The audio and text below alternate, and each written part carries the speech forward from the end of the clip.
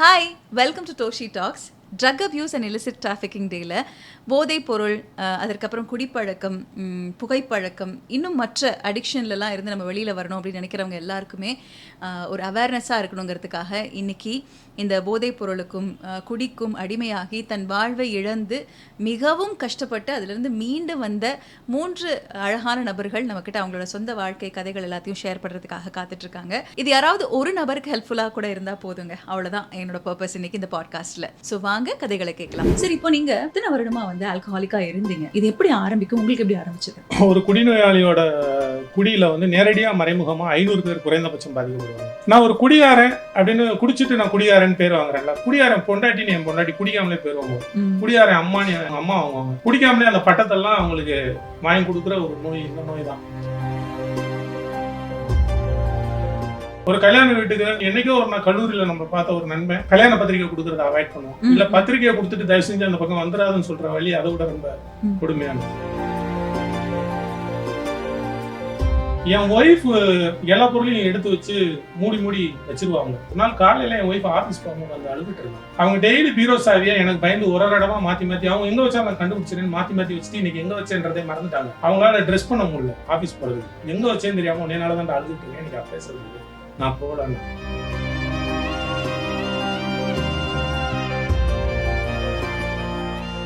உலகத்திலே 10 காசு பிரயோஜனம் இல்லாம நம்ம வாழ்க்கையில அசிங்கமா கேவலமா பண்ணிட்டு இருக்க ஒரு விஷயம் தான் குடிக்கிறது. அதுல 10 காசு பிரயோஜனம் கிடையாது. உள்ள போறப்ப ஒரு ஜாதகம் மாதிரி ஒரு 10 விஷயத்த சொல்லுவாங்க.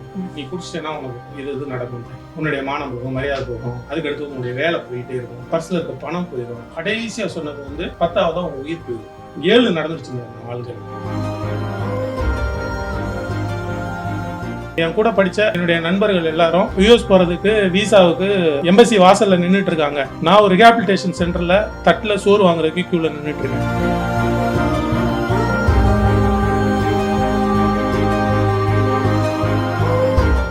இந்த drug abuse and illicit trafficking டேல நீங்க என்னோட நிகழ்ச்சியில் இருக்கிறதுக்கு முதல்ல உங்களுக்கு நன்றி சொல்றேன். தேங்க்யூ ஸோ மச் அக்செப்ட் பண்ணிக்கிட்டதுக்கு. ஃபர்ஸ்ட் திங் வந்து இப்போ சமீபமாக இருக்கிற விஷயத்துலேருந்து ஆரம்பிப்போம். இந்த கள்ளச்சாராயம் குடித்து 49 பேர் இறந்துருக்குறாங்க அப்படிங்கிறத நியூஸ் பார்க்கும்போது ரொம்ப பதட்டமாக இருந்தது, ரொம்ப வருத்தமாக இருந்தது ஃபேமிலி நினச்சி. ஆனால் இன்னும் எனக்கு என்ன ரொம்ப கஷ்டமாக இருந்ததுன்னா, சிகிச்சை பெற்றும் மறுபடியும் ஈவினிங் வந்து அதே கள்ளச்சாராயத்தை குடித்தாங்க அப்படின்னு பார்க்கும்போது ஏன் இவ்வளோ அடிக்ஷன் அப்படிங்கிற கேள்வி தான் ஃபஸ்ட்டு தோணுச்சு. நீங்கள் சொல்லுங்கள் சார், உங்களுக்கு இந்த நியூஸை பார்க்கும்போது உங்களை எங்கேயாவது ஒரு இடத்துல ஒரு காலத்தில் ரிலேட் பண்ணிக்க முடிஞ்சுதா? நிறையா. இது ஆக்சுவலாக வந்து நீங்கள் இப்போ பார்த்தீங்கன்னா நம்ம தமிழ்நாட்டில் பார்த்தீங்கன்னா பொங்கல் டயத்தில் அந்த திருவள்ளுவர் தினம்னு சொல்லிட்டு ஒயின் ஷாப்லாம் அந்த டயத்தில் மூடிட்டாங்கன்னா அந்த அந்த அடிக்ஷன் கோரில் இருந்த டயத்தில் இங்கே இருந்து பார்த்தா ஆந்திராவில் பாக்கெட் சாராயம் கிடைக்கும்னு சொல்லுவாங்க. ஆந்திராவுக்கு இங்கேருந்து 2 வீலர்லேயே யாரோ 2 பேரை கூட்டிகிட்டு அந்த பாக்கெட் சாராயம் வாங்குறதுக்கு போயிடுவாங்க. போயிட்டு எங்கே கிடைக்கும்லாம் தெரியாது. திரும்பி வந்த அனுபவம் இருக்குது, வாங்கினது கிடையாது. பட் இது எல்லாம் அந்த அப்சஷன் வந்து ரொம்ப நேச்சுரல் அடிக்ஷனில் அது இருக்க தான் இருக்கும். அது அந்த நோயை பற்றின புரிதல் இல்லாத வரைக்கும், அதை நீங்கள் கொண்டு வராத வரைக்கும் இழுத்துக்கிட்டு இருந்தாலும் கடைசியாக என்ன குடிக்கிற, மருந்து குடிக்கிறியா சாராயம் குடிக்கிறான்னா சாராயத்தை தான் குடிக்க ப்ரிஃபர் பண்ணுவான் ஒரு குடிநோயாளி. அதுதான் அந்த நோயோட தன்மை. It is cunning, baffling, powerful அப்படின்றாங்கல்ல. நீங்கள் ஒரு இந்த உலகத்தோட எல்லாத்தையும் ஒரு லெஃப்ட் சைடு வச்சுட்டு ரைட் சைடு ஆல்காலை வச்சிங்கன்னா ஒரு குடிநோயாளி ஆல்காலை தான் போய் தூக்குவோம். குடிநோயாளி, ஆல்கஹாலிக், அதான் குடிநோயாளி.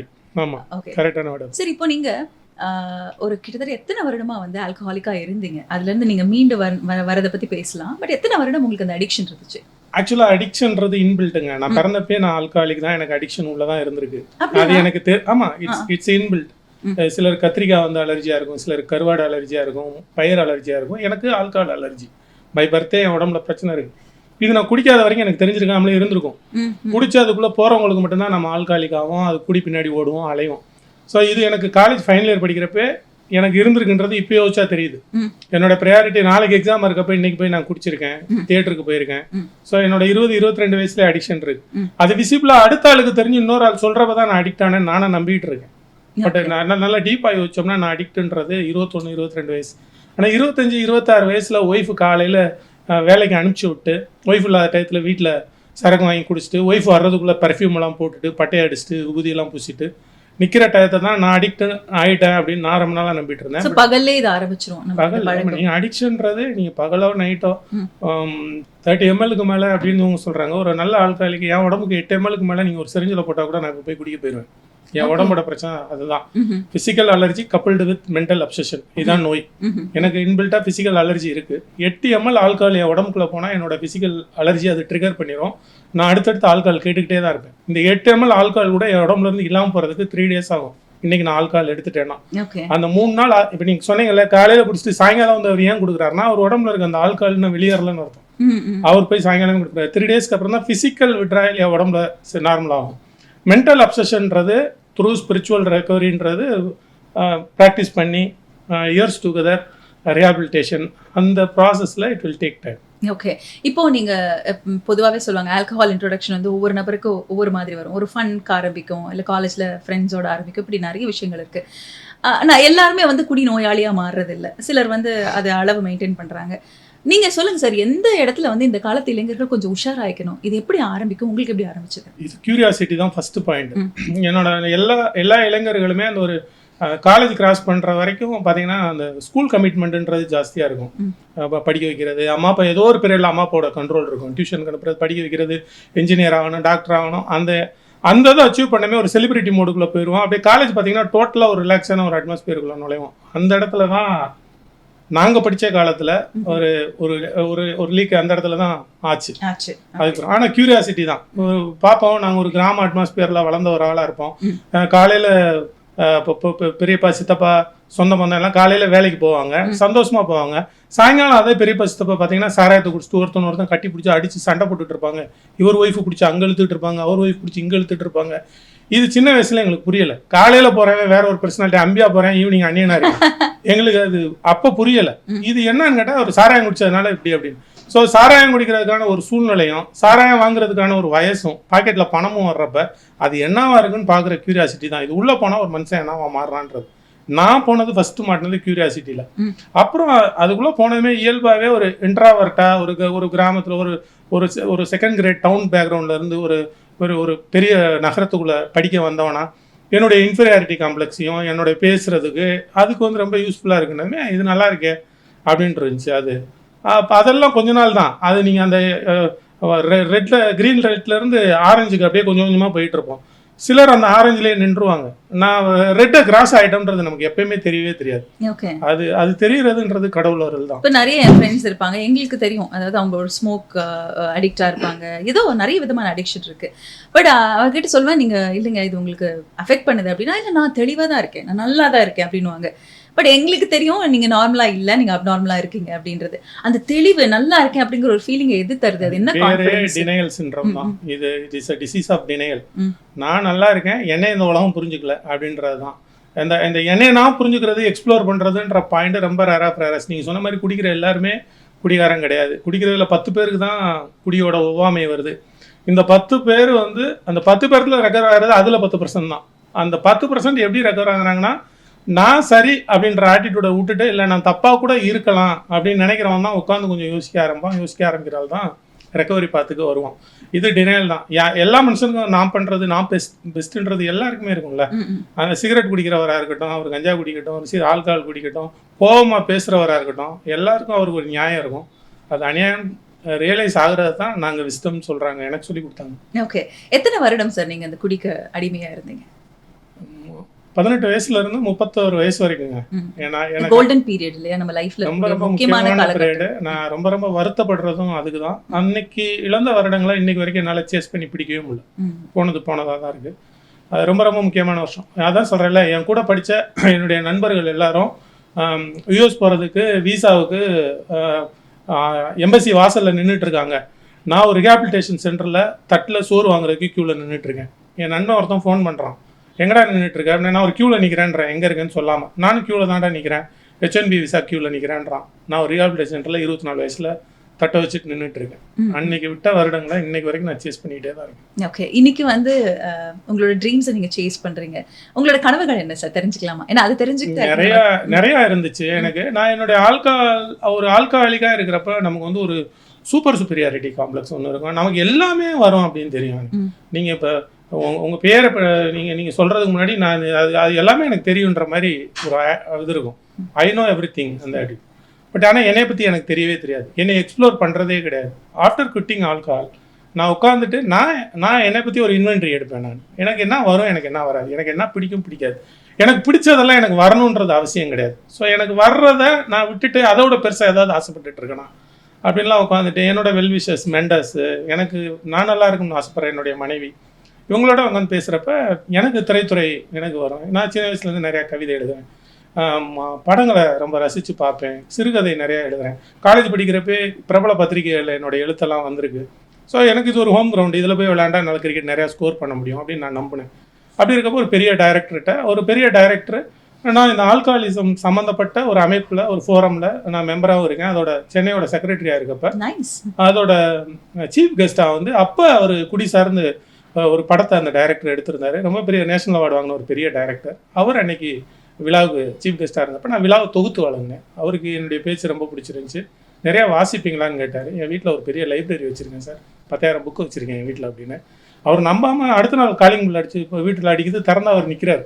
நிஜமாவே வீட்டுக்குள்ளே 10,000 புக்கு வைக்கிற அளவுக்கு ஒரு வீடு சென்னையில் இருக்கா?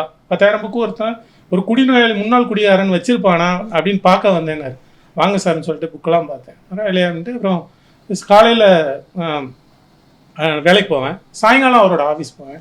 அவரோட அடுத்த படங்களுக்கான இன்புட்ஸ் கொடுக்குறது, பேசுகிறது, அவருக்கு என்னுடைய ஆர்வம் புரிஞ்சு. ஆனால் அவர் ரொம்ப என்னை தயங்கினார் சினிமாவுக்குள்ள. அவருக்கு 2 பிள்ளைக்கு ஒரு அப்பா, இந்த டயத்தில் வேலையை விட்டுட்டு சினிமாவுக்கு வந்து இவனை இழுத்துறக்கூடாது அப்படின்னு சொல்லிட்டு. அப்புறம் அங்கே என்னுடைய தயக்கங்கள் கூச்சங்கள்லாம் போச்சு. எழுத மட்டும் செய்யலாம்னு ஆசைப்பட்டேன்.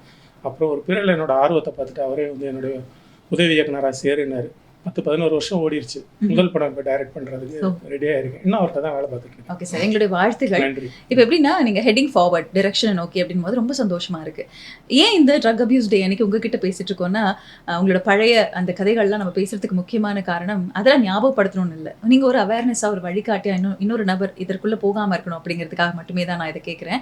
இப்போது நிறைய பாதிக்கப்பட்டிருப்பாங்க உங்களை சுற்றி இருக்கவங்க, அது நமக்கு தெரியவே தெரியாது. உங்கள் மனைவி, உங்கள் குழந்தைகள், உங்கள் அம்மா அப்பா, நமக்கு தெரியாமல் நம்ம ரொம்ப அப்யூசிவாக வயலண்டாக நடந்துட்டு இருந்திருப்போம். அதை பற்றி நீங்கள் ஷேர் பண்ணணும். ஆக்சுவலாக ஒரு குடிநோயாளியோட குடியில் வந்து நேரடியாக மறைமுகமாக 500 பேர் குறைந்தபட்சம் பாதிக்கப்படுவாங்க. 500 பேர், மினிமம் 500 பேர். ஒருத்தவங்க ஒன்றுமே ஒரு குடிச்சிட்டு நான் வீட்டுக்குள்ளே மட்டும் உட்காந்துருக்கேன், என்ன மாதிரி ரொம்ப எக்ஸ்போஸ் ஆகி வயலண்டாக இல்லாத ஒரு குடிநோயாளியாலேயே 500 பேர் பாதிக்கப்பட்டிருப்பாங்க. ரொம்ப சிம்பிள். நான் குடிச்சிட்டு வெளியில் வர்றப்ப வரிசையாக டியூப் லைட்டை உடச்சிட்டே வரேன்னு வைங்க, ஒரு 4 ஸ்ட்ரீட் லைட்டை உடச்சிட்டேன்னா அந்த தெருவில் இருக்க 10,000 பேர் பாதிக்கப்பட்டுருவோம். அன்னைக்கு ஒரு செயின் ஸ்நாச்சிங் நடக்கலாம், யாராவது ஸ்டாப் பண்ணி கொள்ளலாம், என்ன வேணாலும் நடக்கும். ஸோ நேரடியாக மறைமுகமாக நிறைய பேரோட இழப்புக்கு நான் காரணமாயிருவேன். நான் வந்து வீட்டில் இருக்கப்ப எனக்கு அடுத்து ஃபஸ்ட்டு ஒரு குடிநோயாளியால் பாதிக்கப்படுறவன் அந்த குடிநோயாளி தான். நான் குடிச்சிட்டு என் உடம்பை, என் எதிர்காலத்தை, என்னுடைய ஆன்மாவை நான் அழிச்சுக்கிட்டு இருக்கேன், கடைசியாக உயிரை. 2வது இம்மிடியேட்டாக என் மேலே அன்பு வச்சுருக்க எல்லாருமே மனதளவில் பாதிக்கப்படுறாங்க. ஃபஸ்ட்டாக வர்றது அம்மாவும் ஒய்ஃபும் வருவாங்க. பிள்ளைங்க இருந்தால் அடுத்து பிள்ளைங்க. என் லக்கு என்னென்னா, என் குழந்தை பிறக்கிறப்ப நான் குடியை விட்டுட்டேன். என் குழந்தைகள் என்னுடைய குடிநோயும் என்னுடைய புகைப்பழக்கம் எதுவுமே பார்த்ததில்லை, எல்லாத்தையுமே நான் விட்டுட்டேன். இன்றைக்கி அந்த பிள்ளைங்கிட்ட சொன்னால் நீயா செஞ்சுருக்க போகிற, உன்னை பார்த்தா பழமாக இருக்குது, நமக்கு பாச்சா மாதிரி ஒரு கிளாஸ் பேக் இருக்குலாம் நான் நம்ப மாட்டேன். பட் ஒய்ஃப் அவங்களுக்கு தெரியும், நம்மளை ரொம்ப நேசிக்கிறவங்களுக்கான வழிதாங்க. நம்ம குடிச்சிட்டு இதில் இன்னொரு ரொம்ப வேதனையான விஷயம் என்னென்னா, நான் ஒரு குடியாரன் அப்படின்னு குடிச்சிட்டு நான் குடியாரன் பேர் வாங்குறேன்ல, குடியாரன் பொண்டாட்டின்னு என் பொண்டாட்டி குடிக்காமலே பேர் வாங்குவோம். குடியாரன் அம்மானி அவங்க அம்மா வாங்குவாங்க, குடியாரனை பெற்றவன்னு ஒரு அப்பா வாங்குவாங்க, குடியாரன் தங்கச்சின்னு வாங்குவோம். குடிக்காமலே அந்த பட்டத்தெல்லாம் அவங்களுக்கு வாங்கி கொடுக்குற ஒரு நோய் இந்த நோய் தான். அவங்களுக்கு இன்னும் ரொம்ப ஆக்வர்டாக இருக்கும். ஒரு கல்யாண வீட்டுக்கு நம்ம நல்லா பேசுவோம், சந்தோஷப்படுவோம். என்னைக்கோ ஒரு நான் கல்லூரியில் நம்ம பார்த்த ஒரு நண்பன் கல்யாண பத்திரிகை கொடுக்கறத அவாய்ட் பண்ணுவோம். இல்லை பத்திரிகையை கொடுத்துட்டு தயவு செஞ்சு அந்த பக்கம் வந்துடாதுன்னு சொல்கிற வழி அதை விட ரொம்ப கொடுமையானது. நேரடியாக மறைமுகமாக 500 பேர்ன்றாங்கல்ல, ரொம்ப பெருசாக நிறையா படிக்கிறவங்க நிறைய ஜாஸ்தி. இப்போ நீங்கள் சொன்ன மாதிரி இந்த 55 பேர் இறந்தாங்கல்ல, இந்த இம்பாக்ட் 8 கோடி பேருக்குமே இருக்கும்ல. கண்டிப்பா ஏதோ ஒரு விதத்துல 8 கோடி பேரும் இது பாதிக்கிற ஒரு செய்தியா தானே இருக்கும். இந்த 55 பேர் குடிக்காம இருந்த 8 கோடி பேர் 3 நாள் நிம்மதியா தூங்கி இருப்பாங்கல்ல. அதான் தொடர்ந்து அந்த சடலத்தை எரிக்கக்கூடிய நபர் சொன்னாரு, என்னோட லைஃப்ல தொடர்ந்து நான் மயானத்துல தான் இருக்கேன், இருந்தாலும் இந்த ஒரு இன்சிடென்ட்ல இருந்து நான் மீண்டு வரதுக்கு என்னோட வாழ்நாள் ஆகும் அப்படின்னு சொல்லியிருந்தாங்க. உலகத்திலே 10 காசு பிரயோஜனம் இல்லாம நம்ம வாழ்க்கையில அசிங்கமா கேவலமா பண்ணிட்டு இருக்க ஒரு விஷயம் நான் குடிக்கிறதா. அதுல 10 காசு பிரயோஜனம் கிடையாது. அது வந்து இன்னைக்கு வரைக்கும் உலக நாடுகள் அத்தனையுமே வந்து அது ஃபுட் சப்ஸ்டன்ஸ்ல தான் ஆல்கஹாலை வச்சிருக்காங்க. டாஸ்மார்க்னு சொல்ற ஒரு அமைப்பு தான் உணவு வாணிப கழகம்ன்றது தான் அரிசியும் சப்ளை பண்ணுது, பருப்பும் சப்ளை பண்ணுது, ஆல்கஹாலும் சப்ளை பண்ணுது. ஏன்னா அது ஆல்கஹால்ன்றது ஃபுட்டுன்ற அந்த சார்ட்டுக்குள்ள இருக்கிறதுனால.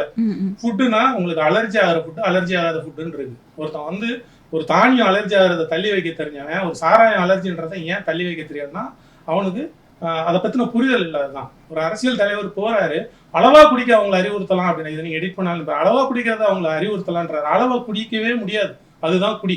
8 ml நான் சொல்றேன், நான் குடியை விட்டு 16 வருஷம் ஆச்சு. நீங்க சிரிஞ்சில் 8 ml எனக்கு ஆல்கஹால் போடுங்க, இந்த பக்கத்துல இருக்க ஏதாவது ஒயின் ஷாப்ல போய் நான் குடிச்சிட்டு வந்துடுவேன். என் உடம்பு நான் அந்த மாதிரி பிறந்தவன், என் உடம்புல எனக்கு பிரச்சனை இருக்கு.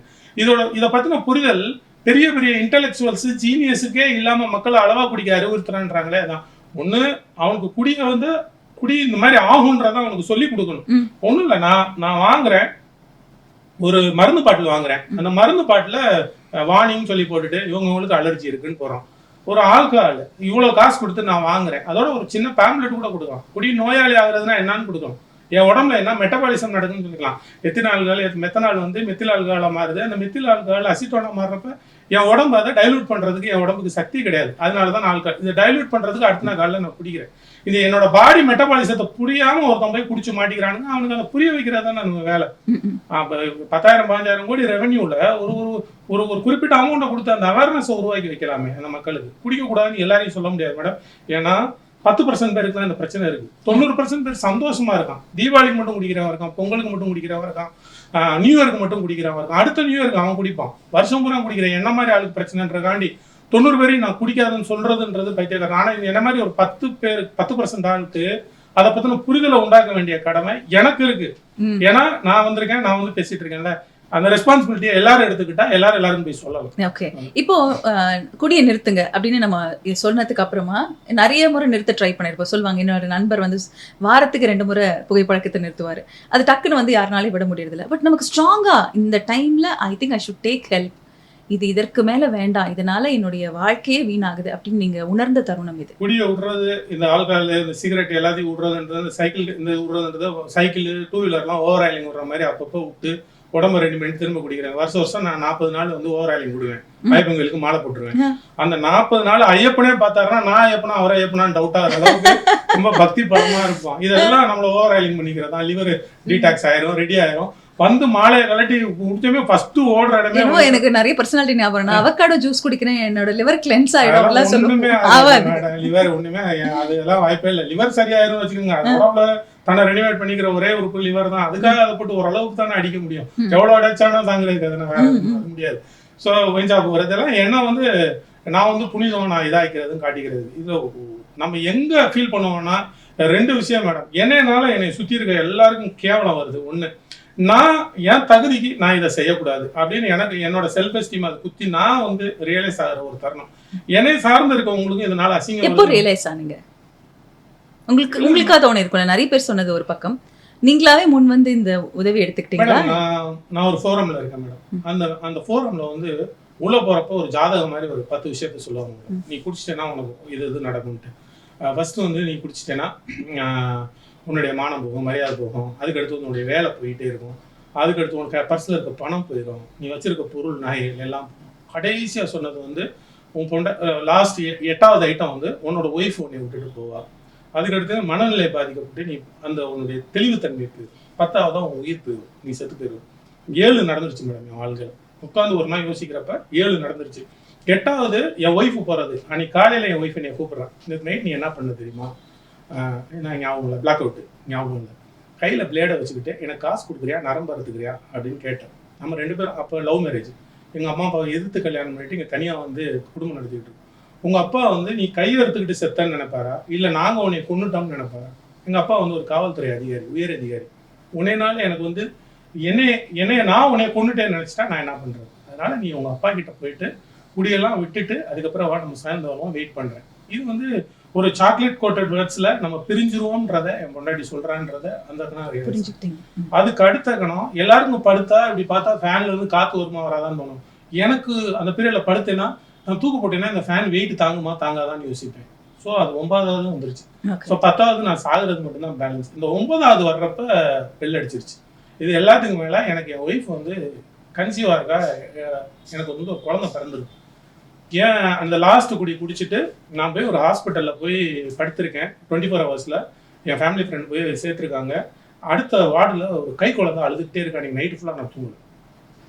என் பிள்ளை இந்த மாதிரி வீட்டில் அங்கே இருக்கும். நான் செத்து போயிட்டேன்னா என் பிள்ளைய பார்க்குறதுக்கு ஆள் இருக்க மாட்டாங்க. இவங்க வேற சொல்லியிருக்காங்க இன்னும் ஒன்று தான் இருக்குது சாகுறது. ஸோ பாக்கி 9 நடந்துருச்சு. அடுத்து நம்ம சாக தான் போகிறோம். நம்ம பிள்ளை அனாதையாக வளர போகுது, நம்ம கஷ்டப்பட போகுது. ஸோ நம்ம இதுக்கு மேலே நம்ம குடிக்கக்கூடாது. இதனால என் வீட்டில் ஒரு பிரச்சனை வந்துச்சு. நான் குடியை விட்டதுனால ஃபர்ஸ்ட் இயர் நான் குடியை விட்டுட்டு செலிப்ரேட் பண்ணுறப்ப என் ஒய்ஃப் வந்து டல்லாகவே இருந்தான். ஏன்னா நீ ஓம் பிள்ளை பிறந்துச்சு அப்படின்னு குடிய விட்டியாடா, அப்ப இன்னொருத்தையும் பெத்த பிள்ளை உன்னை நம்பி வந்தனே, நீ எனக்காக குடிய விடல, அப்ப நீ எவ்வளவு செல்ஃபிஷ் ஆனே, உன் பிள்ளைக்கு குடிய விட்டேன்னு சொல்லு, உன் குடிய விட வச்சதும் உன் பிள்ளை தான் சொல்லுன்னு. இப்ப 17 வருஷமா அதுதான் போயிட்டு இருக்கு. அது அந்த ஏதோ மெடாலியன் வாங்கினமோ அந்த டேல நீ வந்து தான்ப்பா அவங்க அப்பா குடிய விட்டாரு, நான் வந்து 5-6 வருஷமா அவங்க அப்பாவால வர வைக்க முடியல. சரி இனிமே போட்டோம், என் மகளுக்கு எனக்கு கிரெடிட் போறதுலயே எனக்கு சந்தோஷம் தான். என் ஒய்ஃப் அதை எடுத்துக்கிறதுன்றதுல ஒரு வருத்தம் தான். நிச்சயமாக. இப்போ நீங்க ஃபர்ஸ்ட் ட்ரீட்மெண்ட்டுக்கு ஹாஸ்பிட்டல் போன உடனே இப்போ நிறைய பேர் நீங்க சொல்ற ஒரு டினையல் சிண்ட்ரோம்ல இருப்பாங்க, நிறைய பேர் கோஆபரேட் பண்ண மாட்டாங்க, இல்லைங்க நல்லா தான் உடனே ஓடி வந்துருவாங்க அப்படிலாம் நிறைய கேள்விப்படுறோம். நீங்க எந்த அளவுக்கு கோஆபரேட்டிவா இருந்தீங்க? நீங்க டிடிகேல தான் உங்களுக்கு தெரிஞ்சிருச்சு மேடம். எனக்கு நான் நல்லாவே தெரிஞ்சிருச்சு. எனக்கு ஃபர்ஸ்ட் குடிக்கிறப்ப எனக்கு தெரியுது நான் தூக்க வரதான் குடிக்கிறேன் வைக்கிறேன்னு சொல்லிட்டு. ரீஹாபிலிட்டேஷன் சென்டருக்கு போகிறப்ப டிடிகேவுக்கு போனப்போ என்னன்னா அவங்க ஈஸியாக உள்ள அந்த டினையல் எல்லாம் பிரேக் பண்ணிக்கிட்டே இருப்பாங்க. ஒன்றும் இல்லை மேடம், நான் போயிட்டு என்னை அட்மிட் பண்ணி அந்த டீடாக்ஸ் வார்டில் வச்சுருக்காங்க. அதுக்கு வார்டுக்கு எதிர்த்தாப்புல வந்து டாக்டர் ரூம் இருக்கும். டாக்டர் அனிதாரா வந்து ஒரு டாக்டர் இருந்தாங்க. நான் படிக்க போகிறேன் அந்த சிட்னி ஷெல்டர்லேருந்து பூரா புக்கையும் அடுக்கி வச்சுட்டு படிச்சுக்கிட்டே இருக்கேன். அவங்க வராங்க, கிளாஸ் நடந்துகிட்டு இருக்க போகல, அங்கே இருக்கவங்களுக்கு நான் கிளாஸ் எடுப்பேங்க, எனக்கு எல்லாம் தெரியுங்க, இங்கே வா அப்படின்னு சொல்லி கூப்பிட்டு வச்சு ஒரு படியாக அந்த ஈகோவை உடைப்பாங்க. ஈஸியாக உடைப்பாங்க. உனக்கு ஒன்றுமே தெரியாது, குடிச்சா என்னன்னு தெரியும். நான் யாரெல்லாம் ரோல் மாடல்னு சொன்னேன்னா ரோல் மாடல்னு சொல்கிறேன் பூரா சீட்டு குடிக்கிறவனா தண்ணி அடிக்கிறவனா இருக்கும். அப்போ அவங்கெல்லாம் சக்ஸஸ் ஆகிட்டாங்களேன்னு கேட்குறாங்க. அவங்க ஒன்றால் ஆகவே முடியாதுன்றாங்க. ஏன்னா வயசில் அவங்க வந்து இப்படி அட்மிட் ஆகுது. நான் 24 வயசில் போய்கிட்டு ஒரு பெருந்தாச்சியும் டிஷர்ட்டையும் போட்டுட்டு தம் பாக்கெட்டை பகையில் வச்சுட்டு இருக்கேன். அவங்க குடிச்சதெல்லாம் 40-45 வயசில் அவங்க பிஸியஸ்ட் பீரியட் எல்லாம் முடிச்சுட்டு குடிக்கிறாங்க. நீ லைஃபே ஆரம்பிக்கல அப்படின்னு சொல்லிட்டு அவங்க வரிசையாக அந்த 21 நாளும் அவங்க ப்ரோக்ராம்ஸ் வச்சுருப்பாங்க, ஷெட்யூலிங் வச்சுருப்பாங்க, கவுன்சிலிங் வச்சுருப்பாங்க, குரூப் தெரப்பி வச்சுருப்பாங்க. ஒரு ஏரியாவை போகிறப்ப ஃபர்ஸ்ட் டைம் இருந்துட்டு வர்றப்ப வந்துருச்சு மேடம். பட் இவங்க எல்லாம் கொடுத்த இன்புட்டை விட என்னோட டிசீஸோட லென்த்தை வித்து வந்து ரொம்ப பெருசு. நான் கொஞ்சம் காம்ப்ளிகேட்டடான ஆளுன்றதும் எனக்கு அதுக்கப்புறம் தான் தெரிஞ்சு. இந்த ரொம்ப யோசிக்கிறவங்கிட்ட ரொம்ப பிரச்சனை இருக்குது. நீங்கள் ஒரு விஷயம் எனக்கு தப்பு அப்படின்னு சொல்லிட்டீங்கன்னா கண்ணை மூடிட்டு நம்புற ஆளா நான் இருந்தால் நான் பரவாயில்லை. நீங்கள் எது தப்புன்னு சொல்கிறீங்கன்னா வெத்திக்குள்ள வரல வைக்கிறது தான் பழைய கிளிஷே தான். பட் நானா வச்சு பார்த்து சுட்டாதான் நான் நம்புற ஆளு. ஸோ அடுத்தடுத்து சொன்னதை பூரா அங்கே கற்றுக்கிட்டதெல்லாம் போய் பண்ணால் இது வந்து ஆல்கால் என்ன பண்ணணும்னு அங்கே போய் ட்ரையல் அண்ட் எரர். ஸோ எனக்கு கொஞ்சம் ரெக்கவரி லேட் ஆச்சு. ஒரு 1.5 வருஷம் ஃபர்ஸ்ட் ஆச்சு. அப்புறம் ஒரு 2 வருஷம் குடிக்காம இருந்தேன். திரும்ப 2 வருஷத்துக்கு அப்புறம் பார்த்தீங்கன்னா இந்த 2 வருஷம் குடிக்காம இருக்கிறதுல இழந்ததெல்லாம் வர ஆரம்பிச்சிடும். பொருளாதார ரீதியாக ஒரு சொந்த வீடு வாங்கிட்டான், கார் வாங்கிட்டேன், அப்படியே திரும்ப பந்தா வந்துருச்சு, கையில மோதிரம் ஏறிச்சு, அந்த ப்ரைடு வந்து fried is directly proportional to your next drink. இங்க வந்து சொல்லுவாங்க நம்மளுடைய அகம்பாவத்துக்கும் குடிக்கு நேரடி தொடர்பு. திமிரு கூட குடி கூடும். சோ அந்த திமிரு கொண்டுமே 2 வருஷம் கழிச்சு போய் குடிச்சிட்டேன். 2 வருஷம் கழிச்சு கொடுத்தேன்னா முதல் சொன்ன அந்த 10 ஆர்டர்ல ஒரு ஆர்டரா டிக்கெட் மேல போய்கிட்டே இருக்கு பழைய வடிக்கும். இப்பயும் திரும்ப வந்து ஒய்ஃபு பிரிகிறது, தூக்குல தொங்குறது, சாகுறது இதுகிட்ட வருது. பார்த்தேன், இப்ப கிளீனா தெரிஞ்சு போச்சு. நான் எத்தனை தடவை ட்ரை பண்ணாலும் இந்த செக் பாக்ஸ்ல வந்து வரிசையா செக் பண்ணிட்டு நம்ம மேல போகுது, மானம் போகுது, மரியாதை, காசுனாங்க, பொண்டாட்டி பிள்ளை, உயிர், இது செக் பாக்ஸ் டிக் பண்றதுதான் வரும்ன்ற. அப்ப அதுக்கு பேர் தான் இவங்க சொன்னாங்க, இதுக்கு முன்னாடி நீ கெயின் பண்ணதெல்லாம் நாலேஜ் ராஜா, இப்ப நீ கெயின் பண்ணிருக்கிறதா விஸ்டம்.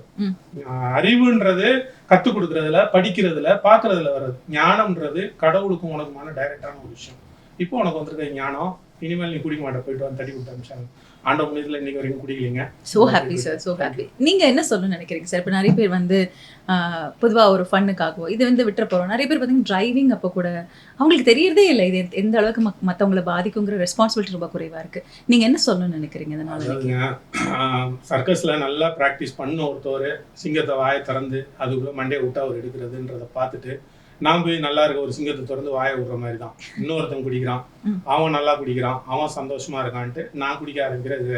பிறந்த எத்தனை பேருக்கு உடம்புல அவங்க டிஎன்ஏல அவங்க தாத்தா குடிச்சிருந்தா கூட அவங்க அப்பா குடிக்காட்டினா இவர் குடிக்கலாம். ஸோ இது ஒரு டிஎன்ஏ இஷ்யூ.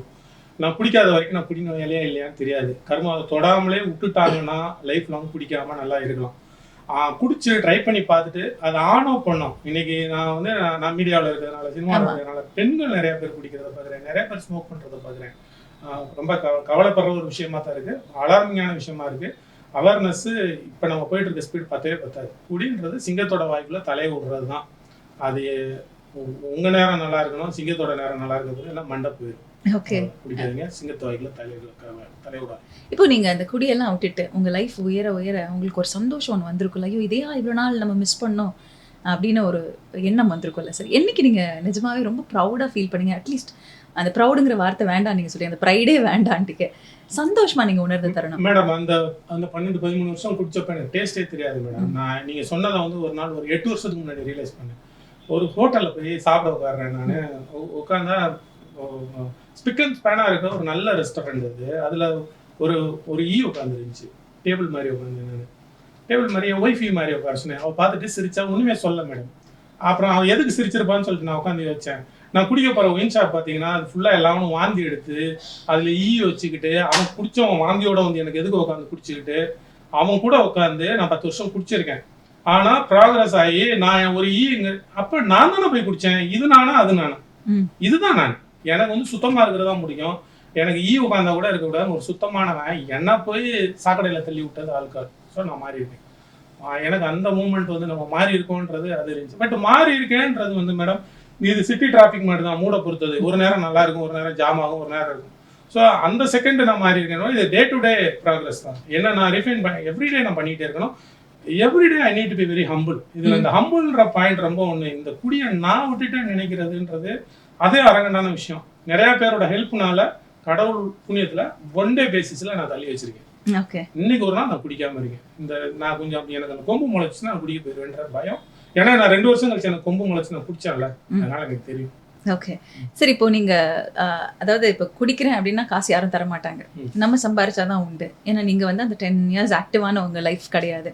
ஸோ ஒன்று வீட்டில் வற்புறுத்தி வாங்கணும், இல்லை எதையாவது ஒரு வகையில் திருட கூட செஞ்சுருக்காங்க அப்படிங்கிறது தெரிஞ்சிருக்கு நிறைய இடங்கள்ல. நீங்க அந்த குடிக்காக அந்த காசுக்காக என்ன பண்ணீங்க சார்? மேடம் அப்போதான் செல்ஃபோன் வந்து புதுசு மேடம். செல்ஃபோன்லாம் அப்போ வந்து ரொம்ப ப்ரைடான ஒரு விஷயம். சோனி எரிக்சன் அதெல்லாம் புதுசு. முத ஒரு சேட்டு கடையில் செல்ஃபோனை வைக்க போகிறேன். அந்த ஆள் வந்து இது கால்குலேட்டர் அப்படின்னு சொல்லிட்டு வாங்க யோசிக்கிறேன். அவனுக்கு தெரியல ப்ரசைஸான ஒரு விஷயம். பாரு உன் வீட்டு நம்பர் சொல்லணும், அவனுக்கு அடிச்சு காட்டி நான் புரிய வச்சு வைக்கிறேன் செல்ஃபோனு. அதே கடையில் போய்ட்டு என்னுடைய நகை, பிரேஸ்லெட்டு எல்லாத்தையும் வச்சுட்டு ஒரு வெள்ளிக்கிழமை குடிக்கிறதுக்கு காசு இல்லை, என் ஒய்ஃப் வரதுக்கு லேட் ஆகுது. என் ஒய்ஃபோட கல்யாண புடவை எடுத்துகிட்டு போனேன். திட்டி அனுப்பிச்சிட்டு, இது வெள்ளிக்கிழமை எதுவும் ஒரு கல்யாண புடவை கொண்டு வந்து நீ வைக்கிற அறிவுள்ள உனக்கு இந்த அவனுக்கு குடிக்கிறது தானே காசு வேணும்னு சொல்லி அந்த சும்மா கொடுத்தேன். ஒரு சேட்டு பெரம்பூரில். அந்த இதுதான் எனக்கு திருடுறதுக்கு கரேஜ் கிடையாது. திருடுற அந்த எனக்கு வராது. கடன் ஒரு பேரில் கேட்டால் கொடுக்க மாட்டாங்க மேடம். ஏன்னா நம்ம குடிக்கிறதுக்கு எல்லா இடமும் அந்த இடத்துல. என் ஒய்ஃப் எல்லா பொருளையும் எடுத்து வச்சு மூடி வச்சிருவாங்க. ஒரு நாள் காலையில் ஒரு விஷயம், ஒரு நாள் காலையில் என் ஒய்ஃப் ஆஃபீஸ் போகாம உட்காந்து அழுதுட்டு இருந்தாங்க. ஏன் அழுதுட்டு இருக்கு? எனக்கு என்னன்னா என் ஒய்ஃப் சீக்கிரம் ஆஃபீஸ் போனால் தான் நான் போய் குடிக்க போக முடியும். அதனால ஏன் நீ ஆஃபீஸ் போகல அப்படின்னு. உடனே நாள் தான் போகலன்றாங்க. என்னன்னா அவங்க டெய்லி பீரோ சாவியை எனக்கு பயந்து ஒரு இடமா மாற்றி அவங்க எங்கே வச்சா நான் கண்டுபிடிச்சிருன்னு மாற்றி வச்சுட்டு இன்னைக்கு எங்கே வச்சேன்றதே மறந்துட்டாங்க. அவங்களால ட்ரெஸ் பண்ண முடியல ஆஃபீஸ் போகிறதுக்கு. எங்கே வச்சேன்னு தெரியாமல் உடனே தான் அழுதுட்டு இருக்கேன். எனக்கு அப்ரேசல் இருக்குது, நான் போகலன்னு. அதெல்லாம் ரொம்ப ஒரு அசிங்கமான காலகட்டம். இன்னைக்கு உட்காந்து யோசிக்கிறப்ப கேவலம் இதுக்காக நம்ம இப்படிலாம் எல்லாத்தையும் பண்ணோம் அப்படின்னு நினைக்கிறேன். Thank you sir, thank you for your time. Especially நீங்கள் சொல்கிற மாதிரி அதுலேருந்துலாம் மீண்டு வந்து இன்னைக்கு வந்து நீங்கள் திரைத்துறையில் சாதிக்கிறதுக்காக பயணம் பண்ணிட்டு இருக்கீங்க. சீக்கிரமாக உங்களுடைய கதைகளை, உங்களுடைய சினிமாவை நாங்கள் திரையில் பார்ப்போம். வாழ்த்துகள் and thanks for your time. ஜாலிக்காக தாங்க குடிக்கிறோம், ஸ்ட்ரெஸ்ஸுக்காக ஸ்மோக் பண்ணுறேன். சப்ஸ்டன்ஸ் யூஸ் பண்ணால் ஹையாக இருக்குது, எனக்கு யாரும் தேவையில்லை, என்னோடய ப்ரொடக்டிவிட்டி அதிகமாக இருக்குது. நான் ஆரம்பத்தில் நினைக்கிறது எல்லாமே நம்மளுடைய அத்தனை சொல்லுவாங்களே சானிட்டின்னு வாங்க, அதாவது மூளை ஸ்டேபிளாக இருந்தால் தான் வாழ்க்கையில் நல்லா இருக்க முடியும். அது எல்லாத்தையும் பிடுங்கி போட்டுச்சுன்னா லைஃப் இருக்காது, ஜாப் இருக்காது, மரியாதை இருக்காது, எதுவுமே இருக்காது. மறுபடியும் மீட்டுட்டு வர்றது ரொம்ப ரொம்ப கஷ்டமான விஷயம். ஸோ நிறைய பேர் அது தெரியாமலே இதுக்குள்ளே போய் விடுறாங்க. அப்படிங்கிற ஒரு காரணத்தினால தான் அது எதுவுமே உண்மை இல்லை, அதெல்லாம் நம்மளோட நம்பிக்கை. தயவு செஞ்சு அதுலேருந்து வெளியில் வாங்க. உங்களால் நிறைய பேர் சஃபர் ஆகிறாங்க அப்படிங்கிறத புரிஞ்சுக்கிறதுக்காக இந்த drug abuse and illicit trafficking டேல போதை மற்றும் குடிப்பழக்கம், புகைப்பழக்கம் இதிலெல்லாம் அடிமையாகி மீண்டு வந்த நபர்கள் அவங்களோட சொந்த அனுபவங்களை ஷேர் பண்ணியிருந்திருக்காங்க. நான் ஏற்கனவே சொன்ன மாதிரி தான், யாராவது ஒருத்தருக்கு இது போய் சேர்ந்து அவங்களோட லைஃப்பை சரி பண்ணிட்டாங்கன்னா கூட அதுவே போதுமானது அப்படிங்கிற ஒரு திருப்தியோட இந்த பாட்காஸ்ட்டை நான் கம்ப்ளீட் பண்ணுறேன். தேங்க்யூ ஃபார் வாட்சிங் அண்ட் தேங்க்யூ ஃபார் லிஸ்னிங்.